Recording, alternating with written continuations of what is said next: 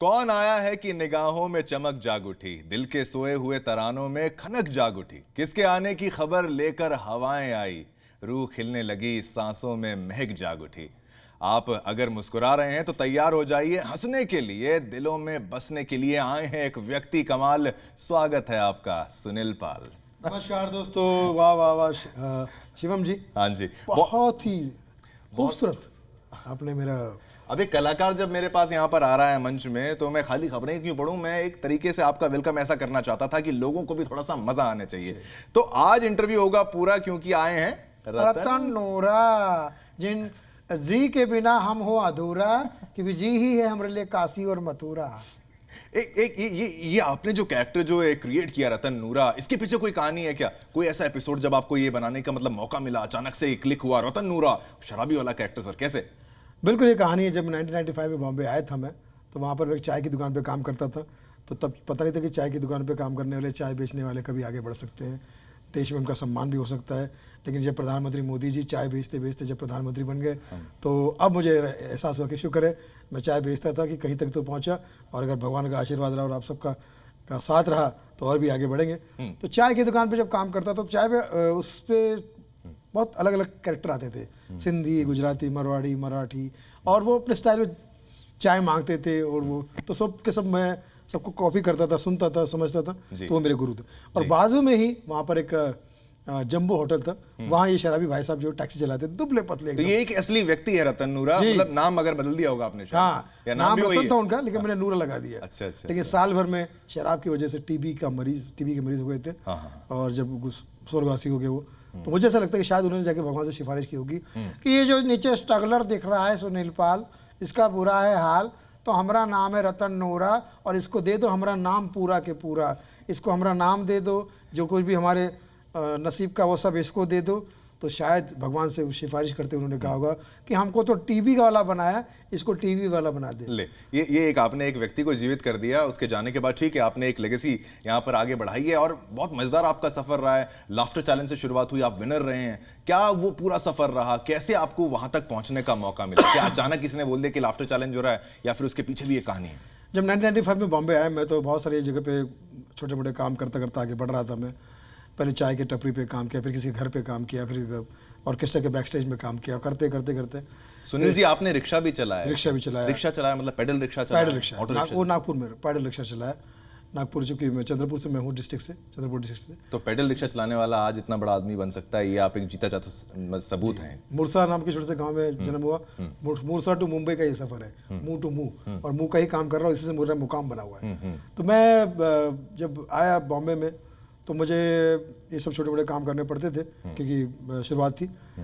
लेकिन मैं बहुत एंजॉय करता था, क्योंकि अच्छे लोग मुझे बहुत मिलते चले गए। जो भी मुझे मिलता था बहुत मुझे प्यार से समझता था, सपोर्ट करता था। तो वहीं ये रतन नूरा साहब जो है मुझे मुलाकात में हुई। ठीक है। और भी कैरेक्टर तो करते करते, तो फिर मैं जिमी मोसेस जो मेरे गुरु हैं, जॉनी जी के छोटे भाई, अच्छा। मैं उनसे मिला, क्योंकि वहाँ वीर कृष्णा जी ने मुझे मिला जॉनी भाई से, और वहाँ से लोगों से। तो उन्हीं ने मुझे एक दिन बताया कि एक प्रोग्राम आने वाला है, the great Indian laughter challenge, Pankaj Saraswat मेरे दोस्त शुरू कर रहे, तो जाके ऑडिशन देख रहा। और मैं ऑडिशन देने गया, और भगवान की कृपा से दुनिया के लोग जितने भी हैं वहाँ पर आए थे, और उन्होंने उसमें मेरा एक हिस्सा, मैं हिस्से। ये भावनाओं को समझो वाला भी एक आपका स्टाइल है, वो आप। हमारा नाम है रतन नूरा, शब्दों में क्या रखा है बे, भावनाओं को समझो। अच्छा।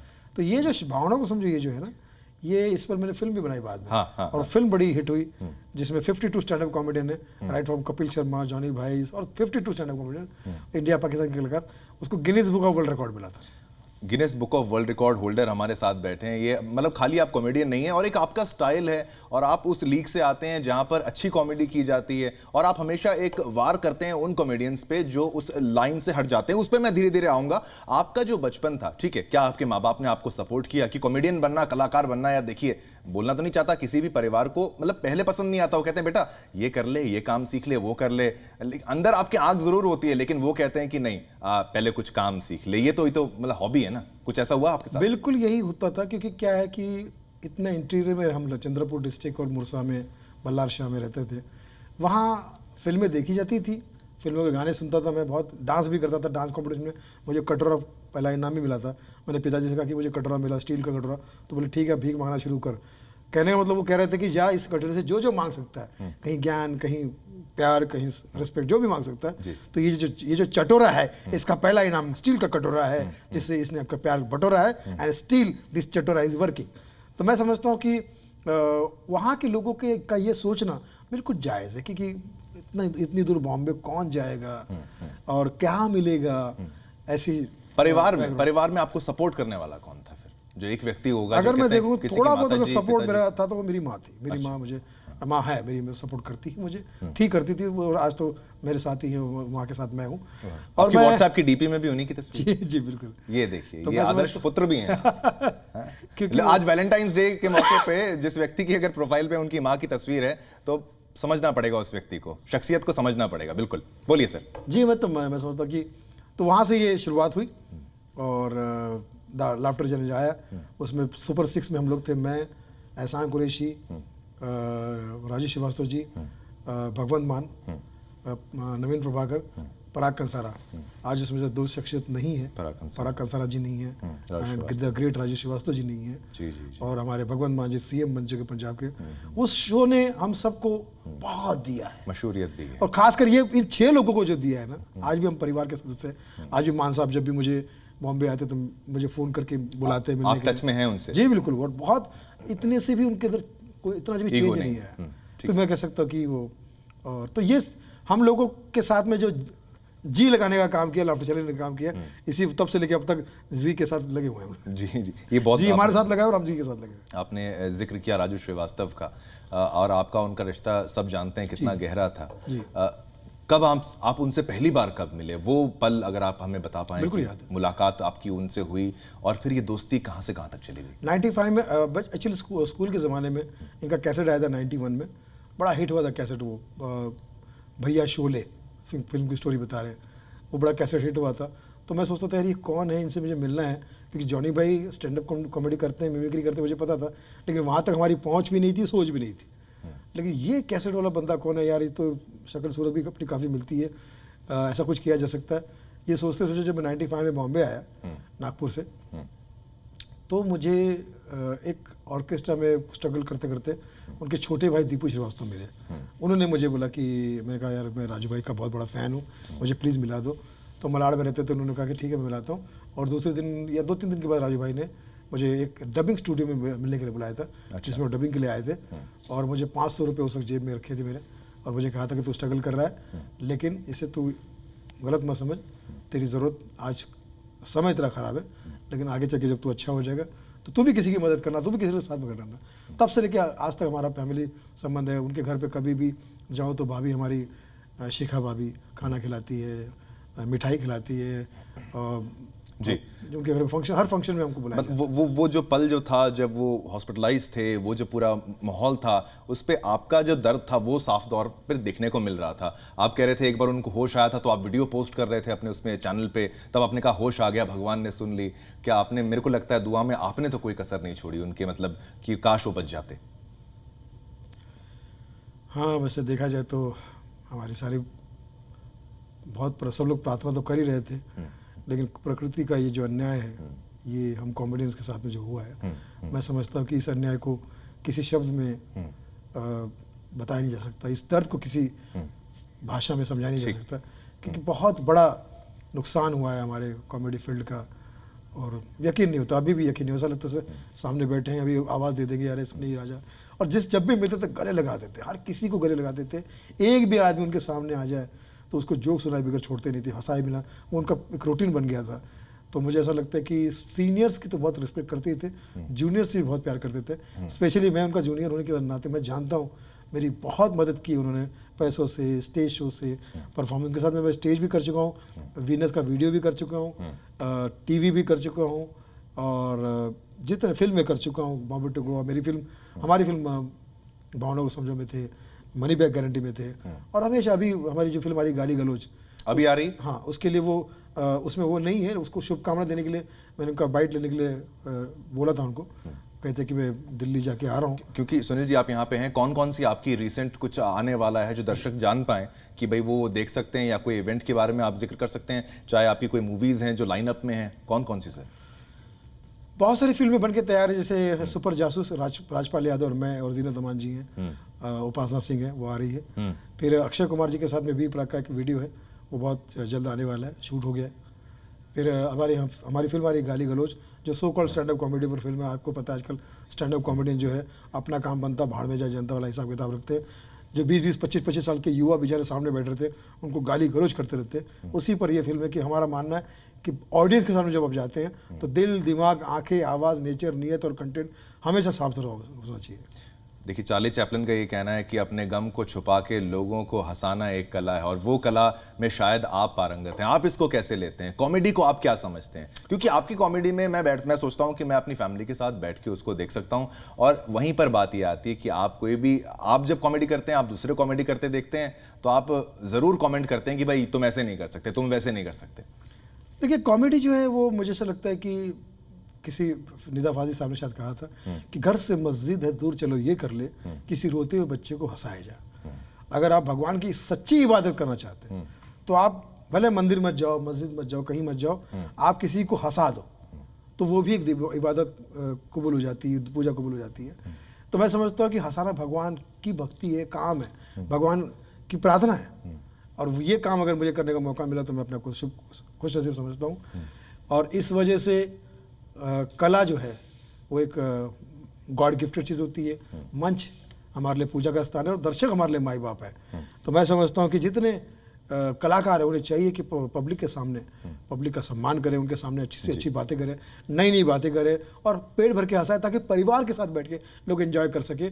और जो गलत कार्य से और गलत तरीके से अगर आप करोगे तो मैं उसे कला नहीं मानता हूँ, मैं उसे कलंकार मानता हूँ। मैं समझता हूँ कि आप आतंकवादी हो, देश में जैसे आतंकवादी समाज का नुकसान करते हैं, आप भी नुकसान कर रहे हो। जो समझ में नहीं आता वो समाज में नहीं आता। ठीक है, बिल्कुल। जो समझ में नहीं आता वो समाज में नहीं आता।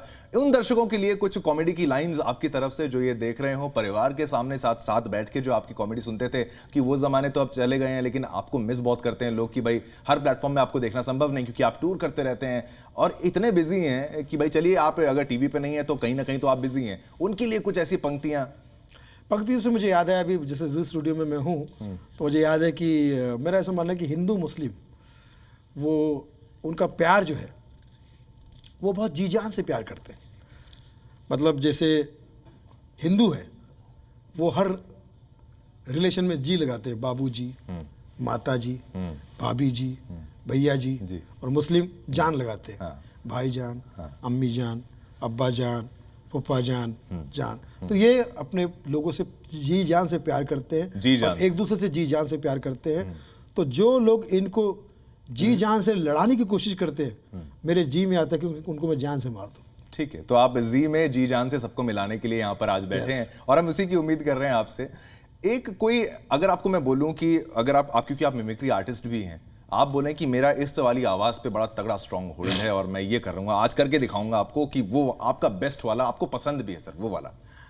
माँ कसम, नवाजुद्दीन सिद्दीकी की आवाज़ निकालने की कोशिश कर रहा हूँ। माँ कसम, माँ कसम, शानदार जबरदस्त जिंदाबाद स्टूडियो जी पे मैं कई बार आया हूँ। माँ कसम, बड़ा मज़ा आता है। माँ का, बाप का, भाई का, सबका फेवरेट चैनल है रे जी स्टूडियो देखने का। माँ कसम, शानदार जबरदस्त जिंदाबाद। कभी कभी लगता है न्यूज़ का भगवान आप ही है। Secret game. अंकित त्रिपाठी, बढ़िया, बहुत बढ़िया। आपका स्टूडियो सर्वोत्तम है, निश्चित रूप से, विशुद्ध रूप से। इसने बहुत तरक्की की है। ये बहुत गया है दूर, फ्रॉम मुंबई टू सिंगापुर, बीच में मिर्ज़ापुर भी आया। मुन्ना हो या बाबूजी, सब इसको मिल के देखते हैं। जी न्यूज़ की खबरें जी लगा के देखते हैं। वेरी गुड, करते रहो। चलो, all the best, all the best. ये जो आपका स्टाइल है, बिल्कुल मिर्ज़ापुर पे आप आ गए, यहाँ पर आपने नवाजुद्दीन सिद्दीकी की बात करी।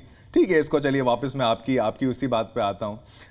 आप लेकिन पसंद नहीं करते, आप इस तरह की कॉमेडी जो इनका जो कंटेंट है पर आप वो पसंद नहीं करते, ये सच है कि नहीं? बिल्कुल, गाली गलौज तो नहीं होना चाहिए, अभद्र भाषा, बिलो द बेल्ट, ये सब नहीं चाहिए। क्योंकि क्या है, कला जो है, अगर आप कला को गॉड गिफ्टेड मानते हैं तो फिर इसका कहीं स्थान ही नहीं है। गॉड गिफ्टेड कला जो होती है, जैसे चार्ली चैपलिन सर किया करते थे। अगर आपको वेस्टर्न में पकड़ना तो एक से बढ़कर एक है। आप वेस्टर्न बनना चाहते हो लेकिन आपके अंदाज जो है गटर जैसा, तो फिर कोई फायदा नहीं। चार्ली चैपलिन बनी है, मिस्टर बीन रोबिन एटकिंसन बनी है, उमर शरीफ बनी है, के नायकर जबलपुर के वो बनी है, राजू श्रीवास्तव बनी है, जॉनी लीवर साहब बनी है, कपिल शर्मा बनी है।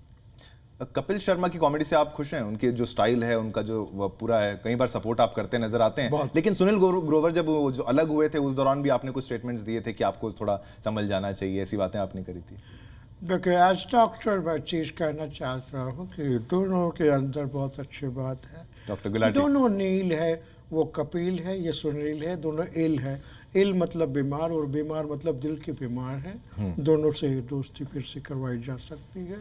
एज डॉक्टर मेरा ये सजेशन है, दोनों आए एक प्रोग्राम में, दोनों आए एक प्रोग्राम में, मिल के सबको वो हंसाए, ऐसी हमारी दुआएं। अरे वाह, आप माहौल आप जो बना रहे हैं ना, मजा ही आ रहा है कसम से। मैं यहाँ पर हंसी रोक के बैठा हूँ, कहीं हंस के खांस ना दूं, इसीलिए। ठीक है, आप एक आदर्शवादी हैं, समाजवादी हैं, नैतिकतावादी कॉमेडियन है, बट आप एक ऐसे कॉमेडियन भी हैं जो किसी को आतंकवादी भी बोल सकते हैं। हाँ। ये नहीं, आतंकवादी मतलब क्या? समाज का नुकसान करने वाला आतंकवादी ना, समाज को बुरी तरह से। आज सामने जो बैठे हुए 20-22 साल के जो नौजवान बैठे बेचारे, वो एंटरटेनमेंट के लिए आते होंगे, मम्मी पापा के जेब खर्चे से, या उनको जो जेब खर्चे उससे टिकट निकाल के आते हुए।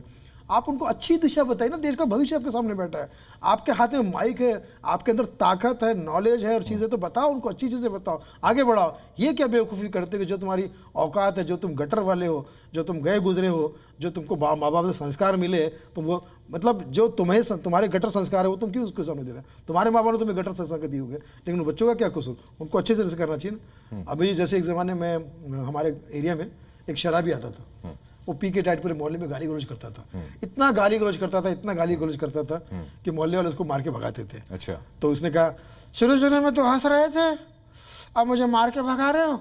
मेरा श्राप है तुम समाज वालों को, एक टाइम आएगा मेरी नाजायज़ औलादें इसी तरह से गाली गलौज करके स्टेज पे हंसाएगी और तुम्हारी नाजायज़ औलादें टिकट खरीद उनको देखने जाएगी। तो वो शराब लगा है। हाँ, शराब लगा, उसका शराब लगा है। शराब लगा, ठीक है। ये भी आपने बहुत मस्त यहाँ पर बात जो कही है वो कही है, ठीक है। एक और ऐसे हैं, वो AIB की अगर बात करूँ तो आप नाम उसका भी लेते हैं, तो आप उसको भी काफ़ी उस पर भी वार करते हैं, कहते हैं कि भाई मैं इसका नाम घर पे आप नहीं ले सकते। उसके बारे में आप कह रहे थे, तन्मय को आपने काफ़ी कमेंट्स किए वहाँ पर, तो वो भी नहीं समझ पा रहे हैं कॉमेडी को कि आपके लिहाज से, या फिर सबके सब कला के गद्दार है, आतंकवादी है। ये जितना आप नाम ले रहे हैं ना, AIB का फुल फॉर्म आप नहीं बच्चों के सामने, परिवार के सामने नहीं बोल पाओगे।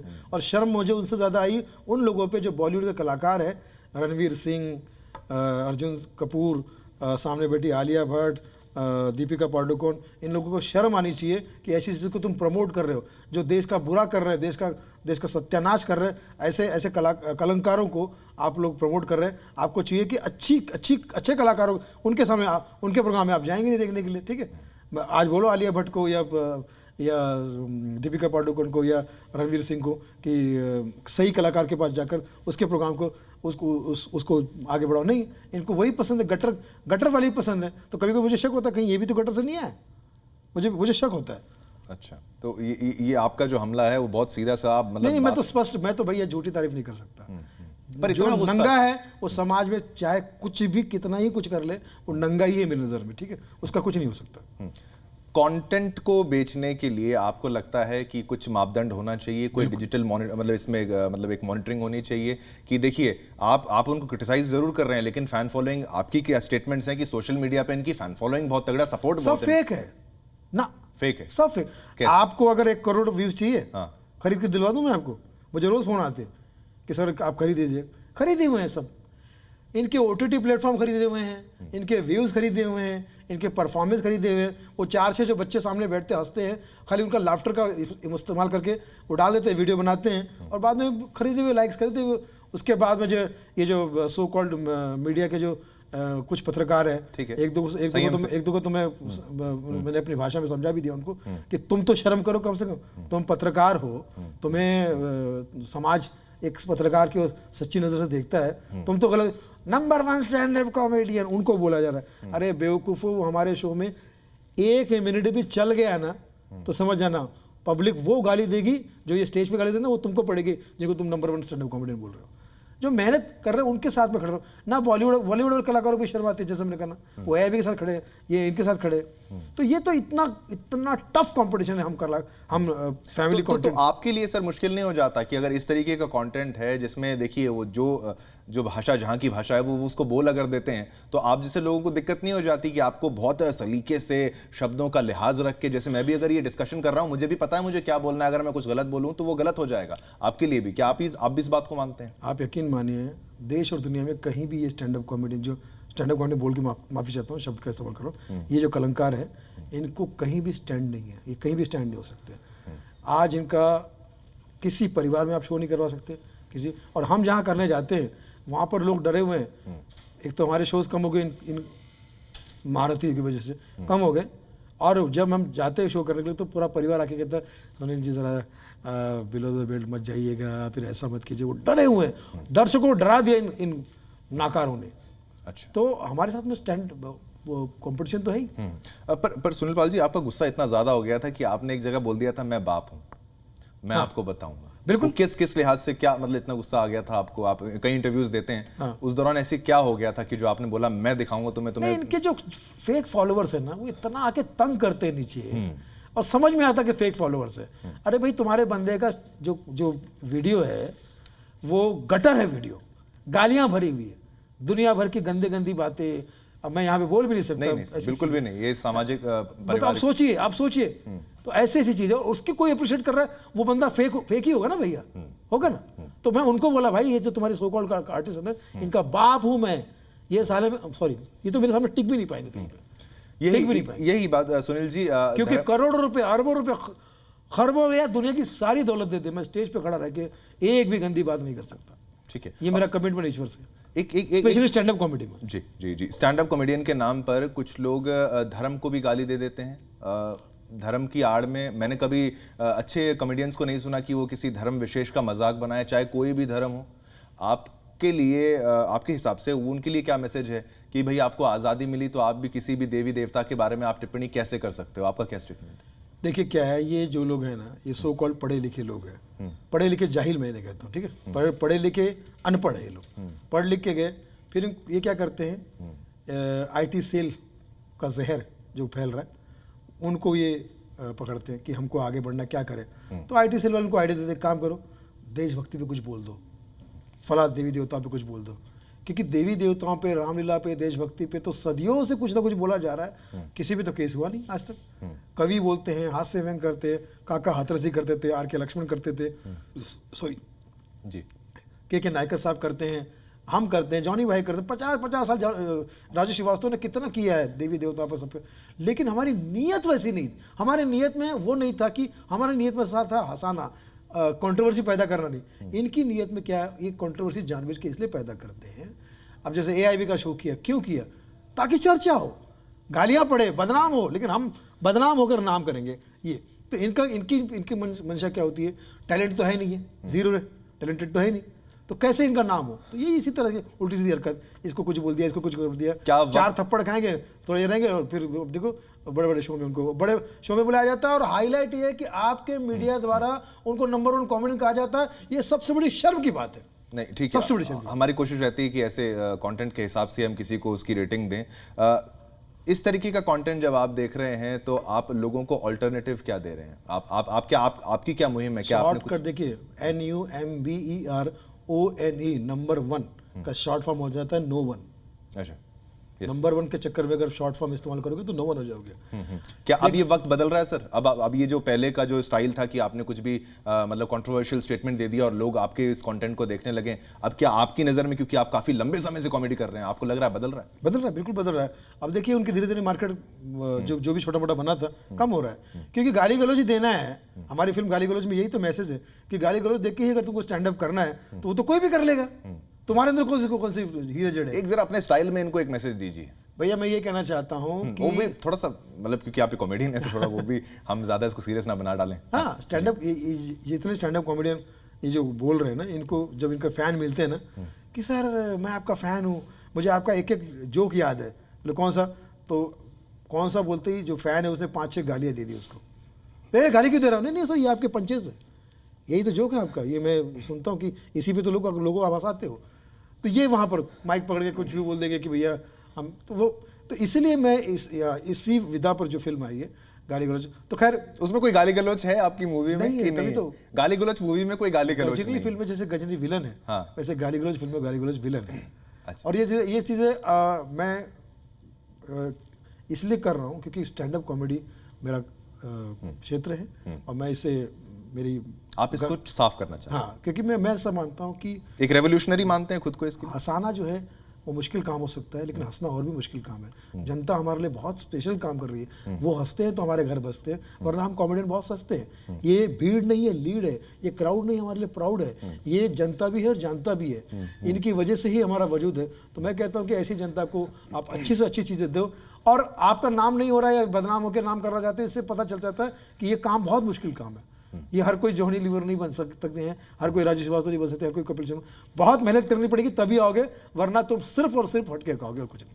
ठीक है। अच्छा, आपने मनोज वाजपेयी पे भी कमेंट किया था, उनको भी आपने कुछ बातें की थी, बदतमीज और हाँ, गिरा हुआ। बिल्कुल। क्या ये क्या किस पर, मतलब उसमें संक्षेप में आप बताएं अगर हम, किस कारण आपने ये कहा? बिल्कुल, देखिए OTT प्लेटफॉर्म पे सेंसर नहीं है, इस बात का इन्होंने बहुत फ़ायदा उठाया। फैमिली मैन सीरीज़ मैंने देखी, फैमिली मैन सीरीज़ में मनोज वाजपेयी जैसा नेशनल अवार्ड विनिंग एक्टर जो डायरेक्टर को ये कह सकता है भाई इसमें से ये शब्द निकाल दो, ये शब्द निकाल दो, ये शब्द निकाल दो, लेकिन मैंने इनके एक इंटरव्यू देखा जिसमें विजय राज और ये इंटरव्यू कर रहे थे और दोनों एक दूसरे को बोल रहे कि तेरी पसंद की गाली कौन सी है, तेरे पसंद की गाली कौन सी है, तेरे पसंद की। ये शोभा देता है इन लोगों को, ये शोभा देता है इन लोगों को। इनको नेशनल अवार्ड, इंटरनेशनल अवार्ड मिल रहा है, इनको इतना बड़ा एक्टर माना जाता है, ये किया जाता है, और क्या क्या बोल रही है, गालियाँ दे रहे हैं। वो आप फैमिली मैन सीरीज उठा के देख लिए, हर लाइन में गाली दे रहा है मनोज वाजपेयी, हर गाली में, हर लाइन में। तो फिर चिढ़ूंगा नहीं, मैं क्या करूंगा भाई? आप मुझे बताओ, आप किस बात के एक्टर हो यार? आपके डायलॉग डिलीवरी में दम नहीं है क्या? आपने सत्या फिल्म में की थी, कितनी अच्छी डायलॉग डिलीवरी की थी, कितनी अच्छी। आज उसी फिल्म से नाम है ना, सत्या फिल्म के अलावा कोई एक ऐसी फिल्म दिखा दीजिए जिसमें मनोज वाजपेयी का और कोई काम हुआ हो। लेकिन सत्या में चूंकि तुम ईमानदार थे, रियल आर्टिस्ट थे, तुम्हारा नाम हुआ दुनिया में, लेकिन अब तुम्हारे अंदर वो आ गई, लालच आ गई, पैसा दे रहे तो लोग तुम गाली दे दोगे। जो पब्लिक तुमको देख रही है, तुम्हारी बेटी भी देख रही है, तुम्हारी बीवी भी देख रही है, पूरा समाज देख रहा है। और जब नीचे जो कमेंट्स वाले होते हैं ना, उस पर मत जाना, वो फेक कमेंट्स होते हैं, वो उस कंपनी के फेक। भाई जैसे किसी म्यूजिक कंपनी का मैं गाना गा रहा हूँ ना, तो नीचे उस म्यूजिक कंपनी के फेक फॉलोअर्स होते हैं, वो आपको सच नहीं बताएंगे। सच मैं बताऊंगा आपको कि आप ऐसा काम करके सिर्फ स्टेज पर काम का नहीं, देवी देवताओं का नहीं, पब्लिक का नहीं, आप अपने माता पिता के संस्कारों का अपमान कर रहे हैं। ठीक है, ठीक है। आपको समझना सुनील जी, थोड़ा सा कभी कभी कंफ्यूज मैं हो जाता हूं, क्योंकि एक तरफ आप एक कहते हैं कि अच्छा कंटेंट, और फिर कभी कभी आप जो एक क्राउड की अगर मैं बात करूं, ठीक है, मैं उसको कोई नाम नहीं देना चाहते, सब हमें देखते हैं, पठान के आप समर्थक हैं, कुछ ऐसी मूवीज के समर्थक हैं जो शायद आउट ऑफ द लीग लोगों को लग रहा है कि ये अभी सही नहीं बनी या फिर इसमें कुछ कमी है। नहीं, पठान में क्या कमी थी मुझे बताइए। नहीं, कोई अगर वो कंट्रोवर्सी में आ गई तो भी उसमें कोई वो नहीं। वो जो कंट्रोवर्सी थी, वो ये मेरा सवाल है आपसे, क्योंकि हाँ, आप आपके उससे वीडियो से ये पता लगा पठान के आप समर्थक हैं, आप उसका गाना भी गा रहे थे और शाहरुख के बहुत बड़े मैंने उस पर तो जोक भी बनाया था, बायकॉट करने वालों, पठान फिल्म 700 करोड़ कमा गई, आपको ज़रूर रेड चिली लगी होगी, बायकॉट वालों आपको ज़रूर रेड चिली लगी होगी, घबराइए मत, बाबा रामदेव आपके लिए एक मरहम लाए जिसका नाम है पठानजलि। उस फिल्म में एक कंट्रोवर्सी हुई थी दीपिका पादुकोण की कि बेशरम रंग, जिसमें भगवा रंग का वो मजाक किया था, तो वो एक व्यक्तिगत किसी की भी बायकॉट या किसी का नापसंद आ सकता है, वो उसमें मैं कुछ कहना नहीं चाहता। उसके अलावा बाकी तो कुछ प्रॉब्लम नहीं था फिल्म में। तो एक कहानी थी, एक आज से 60 साल पहले एक फिल्म आई थी पंडित और पठान, वो फिल्म देखिए आप उठा के, पंडित और पठान की कितनी अच्छी अच्छी बातें कही गई। लेकिन क्या हम किसी को भी अगर पकड़ते हैं, लेकिन ये एक जो कंट्रोवर्सीज का शिकार आजकल हर बॉलीवुड मूवी हो रही है, ठीक है, पठान को अगर आप अलग रख के देखें, बाकी मूवीज जो कंट्रोवर्सी का शिकार हो रही हैं, क्या जानबूझ के किया जा रहा है? हाँ, देखिए मुझे तो लगता है पठान की भी कंट्रोवर्सी जो है वो भी खरीदी हुई थी। यस, मुझे, क्योंकि वो किसी को इतनी फुर्सत नहीं है, वो कंट्रोवर्सी नहीं होती तो फिल्म कहाँ से हिट होती, मुझे बताइए। फिल्म हिट होने के पीछे सिर्फ कंट्रोवर्सी का हाथ है, क्योंकि फिल्म मैंने देखी, फिल्म अच्छी है, ऐसी बात नहीं, लेकिन इतनी बड़ी भी हिट होने वाली वो कोई बात नहीं थी, लेकिन वो कंट्रोवर्सी की वजह से हिट हुई है। तो अगर कंट्रोवर्सी खरीदी गई है तब तो प्रमोशन है, क्योंकि क्या आपने देखा कि इन दिनों कपिल के शो में भी नहीं गए थे वो शाहरुख भाई, और भी जगह नहीं गए थे उन्होंने तो ये अंदेशा होता है कि ये जो आईटी सेल वाला जहर है वो किस तरह से फैलता जा रहा है, उनको ये लगता है कि देश से जोड़ दो, फला से जोड़ दो, तो ये ओरिजिनल पब्लिसिटी हो जाएगी। आप रिलीज के बाद देखिए कोई दिखा नहीं, फिर बाद में बैकआउट वाले कहाँ गए, कहीं नहीं दिखे। तो इनका काम होता है सिर्फ ये सब प्लान था आपके साथ? माल लो मत रोको सच बोलने वाले सुनील पाल को। आप बहुत बेबाक तरीके से एकदम सच नहीं सच बोलता हूँ मैं अगर किसी की पैरवी करता क्या आपको कभी इससे परेशानी नहीं हुई इंडस्ट्री में आपको रहना है? अभी देखिए अगर परेशानी देखिए क्या होता है, परेशानी के तहत में अगर आपने ज़मीर को मार के बैठ जाओ, आप अपना ज़मीर मार दो, ख़त्म कर दो, फिर आप कहीं के नहीं रहे। तो भैया दुनिया में सबसे बड़ा वही अमीर है जिसके पास जिंदा उसका ज़मीर है। ठीक है, मैंने वही कहा था कि समझना मुश्किल है। आप रिसेंटली मैंने आपकी कुछ वीडियोस देखी, आप वहाँ पर जो हमारे जो बिजनेसमैन हैं उनको लेके आप कुछ वीडियोस बना रहे थे, अडानी जी को लेकर वहाँ पर बना रहे थे, हिंडनबर्ग को लेकर बना रहे थे, वो समझना मुश्किल था, क्या वो मजाक? देखिए सबसे पहले तो मैं आता हूँ आपका कन्फ्यूजन में दूर करता हूँ। हाँ, मैं पहले तो आर्टिस्ट हूँ, ठीक है, उसमें कॉमेडी आर्टिस्ट हूँ, ठीक है। अगर मैं स्टेज पे माइक लेके सीरियस बातें करूंगा तो कोई मुझे बुलाएगा क्या? नहीं। लोगों को एक्सपेक्टेशन होती है कि मैं लोगों को हंसाऊं, तो टॉपिक जो है वो रिसेंट होता है। रिसेंट। अच्छा, तो वो आपने टीवी पर भी अगर मुझे बुलाया, कहीं भी बुलाया, तो लोग बोलेंगे यार कुछ नया सुनाओ कुछ जी, क्योंकि पुराना सुनाओगे तो लोग कहेंगे ऑसम, सेकंड बार वही सुनाओगे तो लोग कहेंगे ओ सेम, थर्ड बार सुनाओगे तो ओ शेम, ऑसम से ओ शेम तक हम पहुंच जाएंगे। तो ये इसका रिपीट वैल्यू बहुत कम है। तो आपकी जो कॉमेडी में अगर कोई उसमें कैरेक्टर आए भी तो वो खाली उस लिहाज से है कि बस खाली वो एक कैरेक्टर है, एक जस्ट फॉर फन है, जस्ट फॉर फन, ठीक। क्योंकि वो कंट्रोवर्सी है, वो न्यूज नहीं, बाकी कुछ कॉमेडियंस ज्यादा अटैच हो जाते हैं ना अपनी। नहीं, मैं आपने देखा होगा मेरे सारे वीडियो उठा के देखिए, कभी मैं इस पार्टी के लिए बोल रहा हूँ, कभी उस पार्टी के लिए बोल रहा हूँ, कभी उस अदाकार के लिए बोल रहा हूँ, कभी उस अदाकार के लिए। मैं किसी प्रो का नहीं हूँ किसी का, तो लेकिन एंटी है किसी की? हाँ, प्रो एंटी ऐसा कुछ भी नहीं? एंटी भी नहीं। आपने देखा होगा एंटी सिर्फ मैं गंदगी का हूँ, बुराई का हूँ। बुरी चीज़ अगर कर रहे हो तो फिर मैं उसको जोक के जरिए या अपने बातों के जरिए पेश करने की कोशिश करूंगा। कभी मैं सीरियस हो जाता हूँ, कभी मैं हंसी मजाक में उनकी बात निकाल लेता हूँ। बाकी लोग मुझसे जो सुनना चाहते हैं वो यही कि भैया अब किसी एक्टर की आवाज़, कोई एक्टर की शादी हुई तो उसके बारे में कुछ सुनना चाहेंगे। अब चूंकि मैं कॉमेडियन तो लोग मुझे थोड़ा सा लिबर्टी भी देते हैं, क्योंकि मुझ पर पिछली बार केस भी हुआ था। अच्छा। डॉक्टरों का केस भी हो गया था। अच्छा, हाँ, वो स्टेटमेंट आपने जिस लिहाज से बोला था, क्या आपकी मंशा वैसी थी या फिर कुछ? देखिए क्या है, बुरा मत मानिए, अगर सच बोलना है तो मैं सच बोलूंगा। और उसमें जो वीडियो था उसमें मेरे हिसाब से, अब मैं फिर कहूँगा कि मेरे अलावा किसी बात को मत समझिएगा, ये मेरे अपने विचार है। मैं नहीं चाहता फिर से कंट्रोवर्सी में फंस जाए, क्योंकि मैंने डॉक्टरों के कुछ शोज किए, ये मैं जरूर मानता हूँ डॉक्टर भगवान है, ठीक है, ये आपके स्टैंड क्लियर है, ठीक है, डॉक्टर भगवान है। लेकिन डॉक्टरों के शो में मैंने जितना हुड़दंग देखा है वो बहुत कम शो में मुझे देखने मिला। आई एम सॉरी टू से। नहीं, कोई बात नहीं, ये आपकी बात यहाँ पर भी आ गई। अब आप नहीं, क्योंकि भगवान को कभी नहीं लगता कि वो डॉक्टर है, लेकिन डॉक्टर को हमेशा लगता है कि वो भगवान है। ठीक है, ये ठीक है, आपका स्टेटमेंट मैं यहाँ पर ले लेता लेकिन हूँ। फिर भी कहूँगा भैया, जस्ट मैं अपने लाइट वे में कह रहा हूँ, किसी को बुरा लगे तो भैया अभी से माफ़ी चाहता हूँ। डॉक्टर भगवान है, आप भी समझते हो, डॉक्टर भी समझते हैं, खुद ही समझते हैं, उनको बोलने की जरूरत भी नहीं है अलग से। अच्छा, डॉक्टर खुद ही समझते कि वो भगवान है। तो भैया आप भगवान है और हम भक्त है मित्रा। ठीक है। अच्छा, भगवंत मान आ गए पॉलिटिक्स में और काफ़ी बड़े जो कॉमेडियंस हैं। आप ठीक है, आपने किसी इंटरव्यू में आप ज़ेलेंस्की की भी बात कर रहे थे, क्या आप भी कभी आ जाएंगे पॉलिटिक्स में? कुछ इंटरेस्ट अभी जागना शुरू हो चुका है आपके अंदर? देखिए पॉलिटिक्स में वैसे डायरेक्टली आने की जरूरत मुझे नहीं महसूस हो रही है। हाँ। भगवंत मान जी आ गए या जेलेंस्की आ गई तो बहुत अच्छी बात है। स्टैंड अप कॉमेडी का सम्मान तो उन्होंने बढ़ाया ही है। मगर मेरा ऐसा मानना है कि कॉमेडी के जरिए भी एक लीडरशिप हो सकती है। जैसे मैं आज अपनी बात पे, ये मेरी बातें नहीं, ये मेरे गुरुओं की बात है कि कॉमेडी में साफ सुथरापन होना चाहिए, जनता की सेवा करो, अच्छे से लोगों को उनका दिल बहलाओ, उनकी इबादत करो। तो ये काम जो है एक लीडरशिप को ही, इसको मैं लीडरशिप मानता हूँ और मैं अपने लेवल पे कर रहा हूँ। नेता स्टेज पे भाषण देते हैं, हम स्टेज पे कॉमेडी करते हैं। स्टेज वही है, माइक वही है, अंदाज अलग अलग है, लेकिन जनता सामने वही है। और जनता को जो चीज़ अच्छी लगती है पूरे मात्रा में, वो हर अपने अपने क्षेत्र के प्रतिनिधि को देना चाहिए, जो आप भी कर रहे हैं, हम भी कर रहे हैं और अलग अलग क्षेत्र के लोग कर रहे हैं। जी जी। एक आपने कृष्णा अभिषेक को लेकर भी कहा था कि आप ये शो छोड़ के आप उसके बाद क्या करेंगे? दुख होता है मुझे, बहुत दुख होता है। कपिल शर्मा का शो जो, देखिए कपिल शर्मा की मैं तारीफ इसलिए करता हूँ कि जीरो से हीरो, उसको मैंने जीरो से, मेरी फिल्म भावना को समझे में एकदम बेचारा सीधा, और आज भी कहीं मिलता है तो एक ही बात होता है कि भाई आप सब हमारे लिए जितने भी सीनियर हैं बहुत रिस्पेक्ट करता है।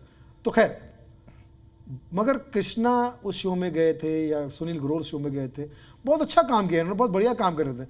लेकिन क्या होता है, आप धीरे धीरे दूसरे काम कर रहे हो, अच्छी बात है, लेकिन सडनली छोड़ के चले जाओ, जर्क आता है, आपके लिए भी आता है और उनके लिए भी आता है। अभी कृष्णा, हालांकि उसके साथ में मैं वेब सीरीज़ कर रहा हूँ, भरा गिलास पानी वेब सीरीज हो रही है, जिसमें अनिता राज जी हैं, कृष्णा है, एहसान कुरैशी है और भी बहुत लोग हैं। सुनील हिंगुरानी ने डायरेक्ट किया उसको, राम अवतार के डायरेक्टर, राम अवतार अर्जुन हिंगुरानी के भतीजे। एनीवे, तो अच्छा प्रोग्राम चल रहा है, आपकी कॉमेडियन पहचान बनी है, एज ए कॉमेडियन पहचान बनी है, तो उसको आप चलते रहो, कराते रहो, सब कुछ अच्छा हो रहा है। लेकिन जस्ट कि कहीं कोई आपको भड़का देता, सुनील ग्रोवर साहब इतने अच्छे इंसान हैं, मेरे स्ट्रगल पीरियड के दोस्त हैं, लेकिन उनको किसी ने भड़का दिया, ये शो कपिल का शो है, आपकी वजह से चल रहा है, तो वो भड़काव में आके वहाँ से निकले, वरना इतना प्यारा इंसान है, इतना अच्छा इंसान है।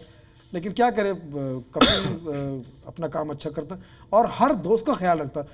उसके शो में 5-6 लोग तो ऐसा काम कर रहे हैं जो कूड़ है, उनको कोई काम ना दे, लेकिन कपिल उनको काम दे रहा है, उनको पैसा दे रहा है, और कई लोगों ने फ्लैट बना लिए, बंगले बना लिए, जस्ट बिकॉज ऑफ कपिल की फ्रेंडशिप। तो आपकी दुआएं हैं कपिल के लिए? मेरी प्रार्थना है, और मेरी प्रार्थना है हर अच्छे कॉमेडी के साथ में, और हर अच्छे कॉमेडियंस की प्रार्थना मेरे साथ में हो, ऐसे ईश्वर से उनसे मैं प्रार्थना करता हूँ। ठीक है, आपसे हमने मुनव्वर फारूकी वाला सवाल था वो भी हमने पूछ लिया, इनडायरेक्टली और डायरेक्टली, जैसे भी आप उसको समझिए। और ठीक है, पायल रोहतगी भी, आप उनका भी नाम अगर लूँ तो वो भी कंट्रोवर्सी का शिकार होती हैं, उनके बारे में कुछ कहना चाहेंगे? पायल जी के साथ में मेरा ऐसा कुछ नहीं, बातचीत तो नहीं है, लेकिन शादी में उनके गया था, संग्राम जी के साथ शादी हुई थी। ठीक है। तो मैंने कहा, पायल तुम अब तक तो बहुत आज़ादी से बोलती थी, अब तुम्हारा आगे का जीवन संग्राम के साथ गुजरेगा, जीवन तुम्हारा संग्राम है। हंसी मजाक के लहजे से उनके भी आप नहीं, और दूसरी बात है कि मैं तो कहता हूँ कि कंट्रोवर्सी क्वीन पायल रोहतगी और कंगना है। कंगना के बारे में बोली। दोनों एक हाथ में है, एक पैर में, कंगना और पायल। अच्छा, ठीक है। कंगना की आप, उनका जो बेबाक बोलने का स्टाइल है, आप उससे सहमत है? क्योंकि कहीं भी आप वो कह रहे थे कि कोई घुमा फिरा के कहता है, कोई डायरेक्टली कह देता है, तो क्या वो भी डायरेक्ट कहने वाली एक लड़की हैं वो? मैं समझता हूँ कि कंगना का जो है बोलना और बातचीत करना उनके करियर के हिसाब से मिलता जुलता नहीं है, ठीक है। कभी वो बोलती कि ऐसा हो गया, वैसा हो गया, बाद में पता चलता कि उसका भी, उन्होंने भी कुछ ऐसा कर रखा था। तो लेकिन जब बोलती है तो अच्छा बोलती है, ऐसी बात नहीं है, लेकिन मुझे लगता है कि पूरी तरह से वो अपने ऊपर भी अप्लाई करे तो ज़्यादा अच्छा है। अच्छा, ठीक है।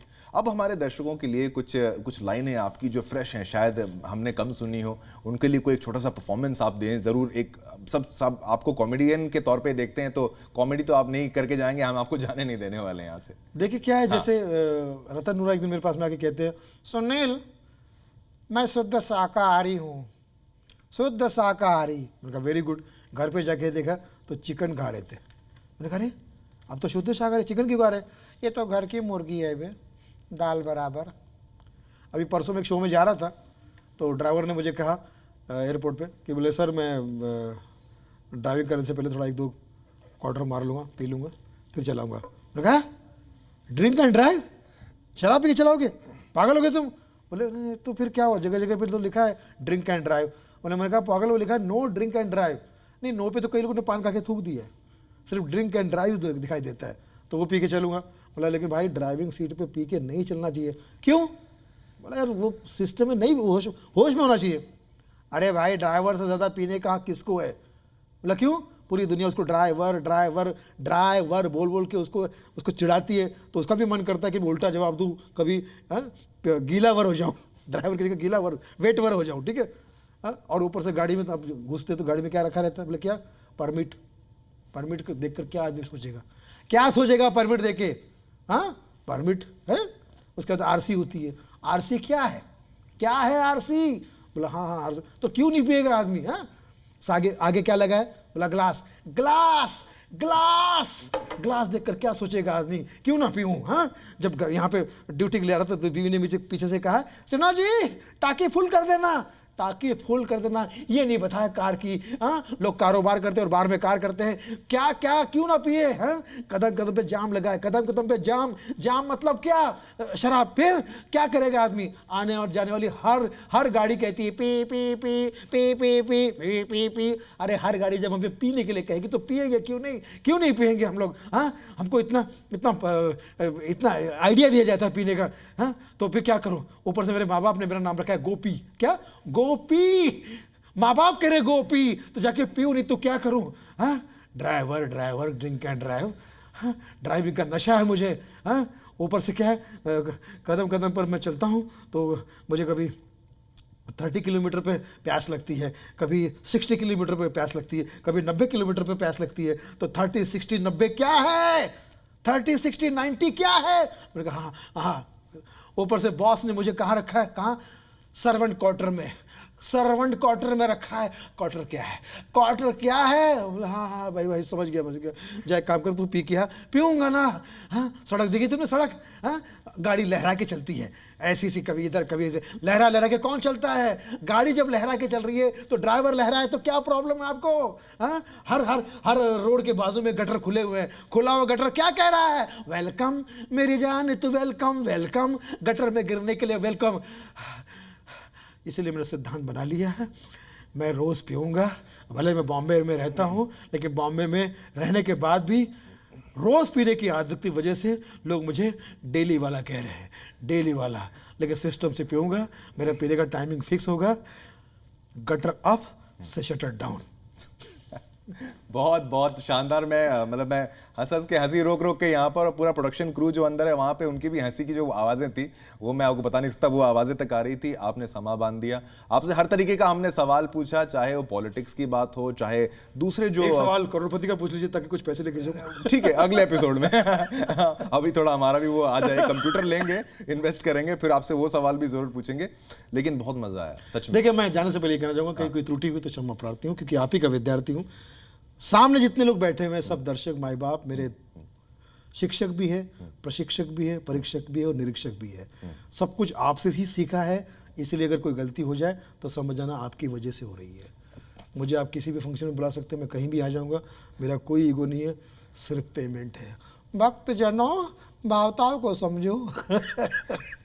ये बिल्कुल बिल्कुल इनकी भावनाओं को समझो। और एक कॉमेडियन है, कॉमेडी करते हैं और अच्छी कॉमेडी करते हैं, कोई गंदा कंटेंट ये नहीं लाते, कोई गाली गलौच ये नहीं लाते। और जो भी, जैसे इनका क्लैरिटी इन्होंने बहुत अच्छी दी कि जो भी इनका जो किरदार है कॉमेडी के अंदर, चाहे वो वास्तविक दुनिया में हो, चाहे ये क्रिएट कर दें, वो महज उस जोक के लिए है। उसको आप अगर सीरियसली ले रहे हैं तो आप जोक का मजा कहाँ ले रहे हैं? आप तो फिर उसी कंट्रोवर्सी में घिर जाएंगे, आप भी परेशान हो जाएंगे और दूसरों को भी परेशान करेंगे। और आपके साथ बैठता हूं तो कभी कभी ऐसा लगता है रतन नूरा मेरे साथ बैठा है, आपने कुछ ज्यादा नहीं जी लिया इस किरदार को? हमारा नाम है रतन नोरा, और जी लिया नहीं, बहुत पी लिया। अच्छा। और आज तो जी लिया, वाकई जी में हूँ। हाँ, नहीं ठीक है, और जिए और जीते रहें, जी की भी ये काम है।